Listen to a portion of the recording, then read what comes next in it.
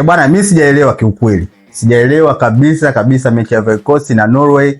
Mwalimu wa Ivory Coast, how comes mchezaji wako bora, mchezaji wa Manchester United, unamwanzisha benchi kwenye mechi ambayo ukifungwa unarudi nyumbani? How? Yani Amad Diallo anaanzaje benchi kwenye mechi kama hii ya Norway? Mechi ya mtoano, mechi ambayo haina marudiano.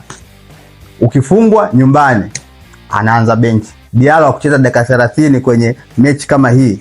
Kwa sababu Diallo alivyoingia ndo akawa mchezaji bora kuliko wachezaji wote ambao amewakuta Ivory Coast. Kwa hiyo yani hakufaa kabisa kuanzia benchi. Yani nadhani hata Norway wenyewe walivyoona kikosi cha Ivory Coast, Diallo kaanzia benchi wakaenjoy, kwa sababu tatizo ambalo walikuwa na hofu nalo halipo. Yani mwalimu kawasaidia kulisolve. Kwa hiyo ni kosa kubwa sana amelifanya. Hakufaa kabisa Amad Diallo kuanzia benchi kwenye mechi ambayo wanahitaji ushindi ili kufuzu raundi inayofuata. Na tatizo lingine ambalo limeendelea katika timu za Afrika lile. Timu za Afrika zinatengeneza nafasi nyingi sana kwenye mechi, yani nafasi nyingi sana. Lakini kuconvert hizo nafasi kuwa magoli limeendelea kuwa tatizo. Wenzao wanatengeneza nafasi chache, wanaconvert zinakuwa magoli, wanafuzu raundi inayofuata.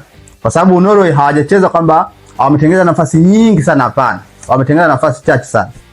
2 goals, 2-1, wanafuzu raundi inayofuata. Kwa hiyo of course Ivory Coast ametoka, lakini moja ya kitu ambacho mimi kiukweli sijakielewa ni mwalimu kumwanzisha mchezaji wa Man U. Sio mchezaji wa Man U wa kuchovya, yani mchezaji kweli wa Manchester kwenye timu yako ya Afrika unamwanzisha bench kwenye mechi ya knockout. How?